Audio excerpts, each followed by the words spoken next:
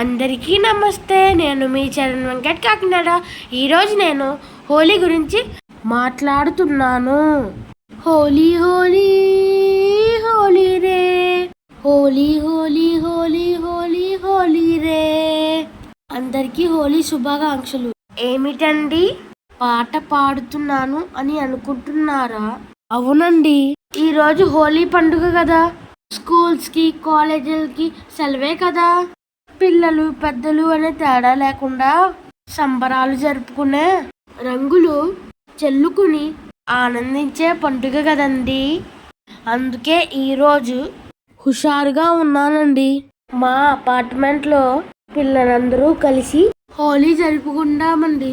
ఒకరిపై ఒకరు రంగులు జరుపుకుంటూ, పరుగులు తీస్తూ, దాగుడు మూతలు ఆడుకుంటూ, ఎండను లెక్క చేయకుండా, ఎంత టైం అయిందో చూడకుండా అలసిపోయే వరకు ఆడుకుంటాము అండి. వద్దన్నా మా కుటుంబ సభ్యుల బొగ్గలపై, నుడిటిపై రంగులు పోస్తాను అండి. బోలెడంతా అల్లరి చేస్తాను అండి. మరి మీరు కూడా ఈ రంగుల పండుగ చేసుకుంటున్నారు కదా. మరి ఈ పండుగ ఎందుకు చేసుకున్నామో తెలుసుకుందాము. హోలీ అంటే అగ్ని లేదా అగ్నితో పునీతమైంది అని అర్థం. హోలీని హోళికా పౌర్ణిమ అని కూడా అర్థం. ఏటా పాల్గొన మాసంలో పౌర్ణమి రోజున వచ్చే ఈ పండుగ హోలీ కాముని పున్నమి, దోలికోత్సవం అని కూడా అంటారు. వైష్ణవుములో రాక్షసులకు రాజైన హిరణ్యకశ్యపుడు చాలా కాలం తపస్సు చేసి తనను చంపడం దాదాపుగా అసాధ్యమయ్యేలా బ్రహ్మదేవునితో వరం పొందాడు.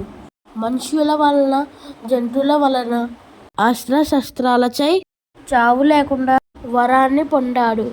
దానితో అతనికి దురహంకారం పెరిగి స్వర్గం మరియు భూమిపై దాడి చేశాడు.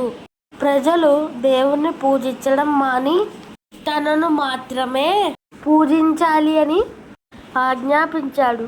ఇది ఎలా ఉండగా, తన కుమారుడు ప్రహ్లాదుడు విష్ణుమూర్తిని పూజిస్తూ ఉంటాడు. పరమ విష్ణు భక్తుడు. అది విని హిరణ్యకశ్యపుడు ఏమాత్రం జీర్ణించుకోలేకపోతాడు.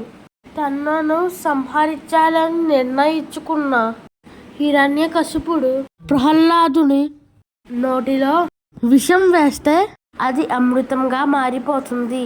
ఏనుగులతో తొక్కించమన్నాడు. కానీ అతనికి ఏ హాని కలగలేదు. ఆకలితో ఉన్న విషసర్పాల గదిలో ఉంచినప్పటికీ జీవించగలిగాడు. తన కొడుకును చంపాలనుకున్న ప్రయత్నాలు అన్నీ విఫలమైనవి. చివరగా ప్రహ్లాదుని తన సోదరి అయిన హోళికను పిలిచి ఆమెకున్న శక్తితో ప్రహ్లాదుని మంటల్లో ఆహుతి చేయాలి అంటారు. దీనితో ఆమె ప్రహ్లాదుని ఒడిలో కూర్చోబెట్టుకుని మంటల్లో దూకుతుంది. అయితే విష్ణుమాయతో ప్రహ్లాదుడు ప్రాణాలతో బయటపడతాడు. హోళిక రాక్షసి మాత్రం ఆ మంటల్లో చనిపోతుంది. ఆ రాక్షసి చనిపోయిన రోజు పురస్కరించుకుని హోళీ చేస్తారు. పాల్గొన పౌర్ణమి నాడు కాముని పున్నమిగా జరుపుకుంటారు. సతీ వియోగంతో విరాధిగా మారిన పరమేశ్వరునికి హిమవంతుని కుమార్తెగా జన్మించిన పార్వతితో వివాహం జరిపించాలి అని దేవతలు నిర్ణయిస్తారు. దీనితో పార్వతీదేవిపై పరమశివుని దృష్టి నిలిచేలా చేయమని మన్మధుడి సహాయం తీసుకున్నారు. మన్మధుడు శివునిపై పూలబాణం సంధించి తపోభంగం కలిగించారు. తపోభంగంతో తీవ్ర ఆగ్రహావేశాలతో లోనైన శివుడు మూడో కన్ను తెరిచి మన్మధుడిని భస్మం చేస్తాడు. పతి వియోగంతో కామదేవుని భార్య రతీదేవి తన భర్త కామదేవుని బతికించమని వేడుకుంటుంది. శివుడు అనుగ్రహించి శరీరం లేకుండా మానసికంగా బతికేలా వరాన్నిస్తాడు. పాల్గొన శుద్ధ పౌర్ణమి రోజున ఈ వరాన్ని ప్రసాదిస్తారు. కాముడు తిరిగి బతికిన రోజు కాబట్టి కాముని పున్నమి అని పిలుస్తారు.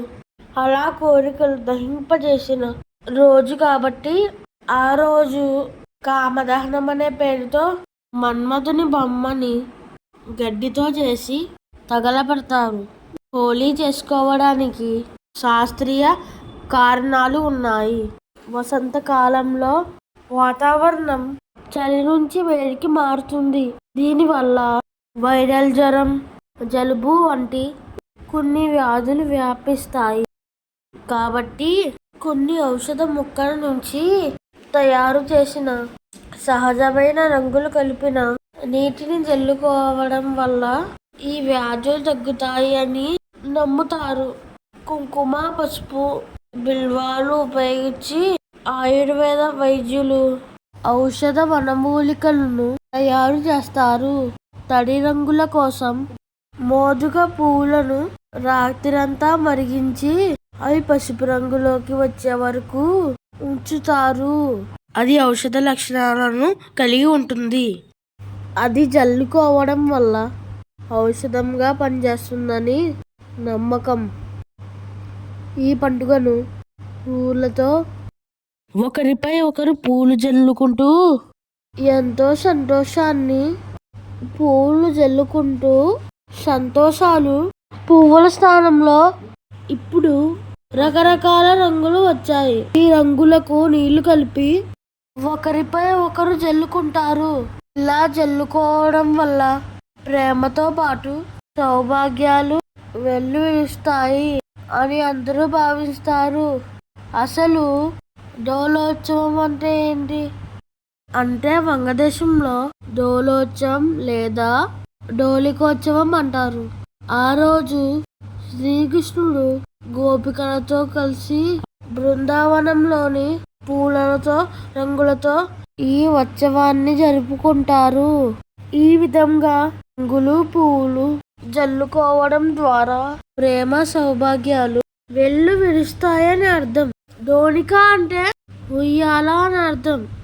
బాలకృష్ణుడిని పాల్గొన మాసం పౌర్ణమి రోజున వేసినట్లు పురాణాలు చెప్తున్నాయి. ఈ సందర్భంలో పశ్చిమ బెంగాల్లో హోలీ రోజున శ్రీకృష్ణుని ప్రతిమను ఉయ్యాలలో వేసి హోలికోత్సవం జరుపుతారు. ఈ రోజున శ్రీకృష్ణుడు రాధను ఉయ్యాలలో పెట్టి రంగులు, పువ్వులు జల్లుతాడు. ఈ హోలీ జరిపినట్లు ఇతిహాస కథలు చెప్తున్నాయి. సత్యయుగంలో రఘునాథుడు అనే సూర్యవంశపు రాజు ఉండేవాడు. ఒకరోజు ఊరి ప్రజలు అందరూ వచ్చి హోలిక అనే రాక్షసి తమ పిల్లలను అందరినీ బాధిస్తుందని రాజు దగ్గర మొరపెట్టుకున్నారు. ఆ సమయంలో అక్కడే ఉన్న నారద మహర్షి ఏటా పాల్గొన పౌర్ణమి రోజు హోలికను పూజిస్తే బాధలు తొలగిపోతాయని తెలియజేశాడు.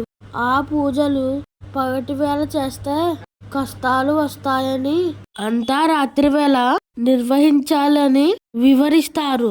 అప్పటి నుంచి హోలీ పూజను నిర్వహిస్తారు అని పూర్వీకులు చెప్తున్నారు. ఫ్రెండ్స్, అందరికీ హోలీ పండుగ శుభాకాంక్షలు.